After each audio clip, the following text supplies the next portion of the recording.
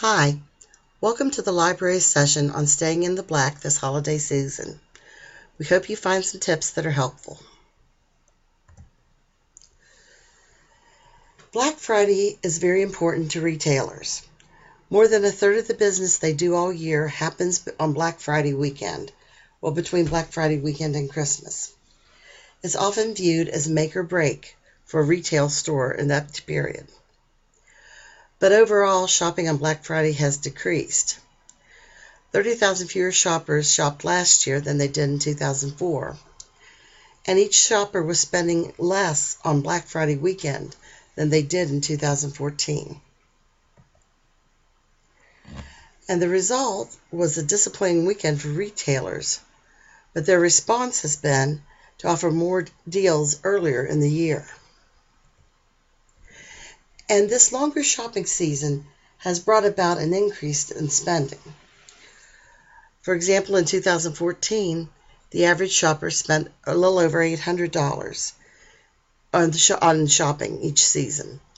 In 2016, it's estimated that the average shopper will spend $938. The longer season can be good because you get more deals, but also highly sought out items sell out more quickly, sometimes long before Black Friday, which means that if a child is looking for a particular toy and hoping for it, and the people that are shopping for him start late, they may not be able to find that toy the child wants. The long shopping season also can lead to cause people to prolong and increase their spending, which also means more credit spending versus cash spending. So it's hard to plan ahead. It's hard to plan ahead when you have all these great deals coming up almost on a weekly basis. But we need to find ways that we can stay in control. The first thing that we probably should do is determine our shopping style. If you're a person that likes to touch, smell, or fully inspect an object before you buy it, you probably are going to be more comfortable in a retail store environment than you would be shopping online. The problem with that is if something really appeals to your senses, you might be more likely to impulse buy it than if you were not touching it and seeing it. You lose a little bit of your objectivity when it's in your hands. For some people, not for all. If you're a slow debating shopper, then you're probably going to have less trouble staying in control than the impulse shopper. On the other hand, you might miss some deals. If you're a social shopper or a social shopper, one would think that you would spend more money than the subsistence shopper, but that's not necessarily the case. The social shopper just likes the experience of shopping, looking at all the goods available and buying things here and there. The subsistence shopper wants to get in and out and get shopping over with. Therefore, the subsistence shopper is often likely to make more impulse purchases simply because their main goal is to get out of the store. The next thing you need to determine is whether you'll feel more comfortable shopping online or in physical stores. After you kind of get an idea of how you act as a shopper, the next and most important thing to do is make a budget and make a list. You should create a spending threshold, which is the amount of money that you will not exceed this holiday season. Then you need to create a list of those you want to buy for and have an approximate idea of what gift you'd like to give them.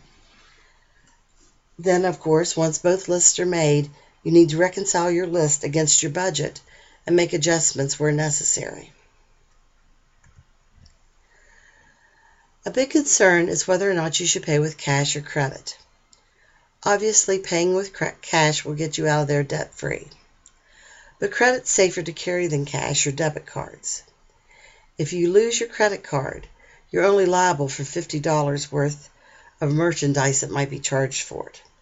However, if you lose your cash or you lose your debit card, you could be out of a great deal, significantly more money than $50. On the other hand, your credit limit's probably bigger than your bank account, and therefore credit is easier to abuse. Here are some tips that might be helpful. Use your credit cards to buy, but pay off that debt when you get home. Let's say you've budgeted $150 that you're going to spend on Johnny's presents.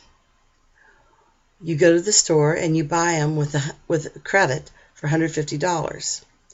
The minute you get home, you log on to your credit card provider's site and pay off your credit card bill that you just ran up. So that way you're still almost paying with cash, no fees are incurred, and you're out of debt. Another tip is to use cash for everything except electronic purchases, because credit purchases will carry a warranty on items you purchase. So if you're buying something very big ticket and you want a little bit of insurance with it, credit cards might be the way to go. On Black Friday, it's a good idea to think outside the wrap box or the big box retailers. Local services such as spas, art galleries, any organization that might provide lessons to children or adults are having sales this weekend too. This would be a good time to pick up some really meaningful gift that would maybe be educational or relaxing and go beyond just opening a present on Christmas Day, something that gives a little longer maybe. Cruises and other luxury travel arrangements are also on sale.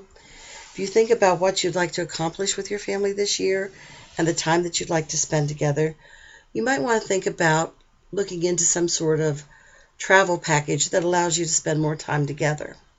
If this is in your budget, that's a great gift. Also, something that you can do fairly inexpensively is think about compiling small items into a larger gift that's just tailored for your loved one.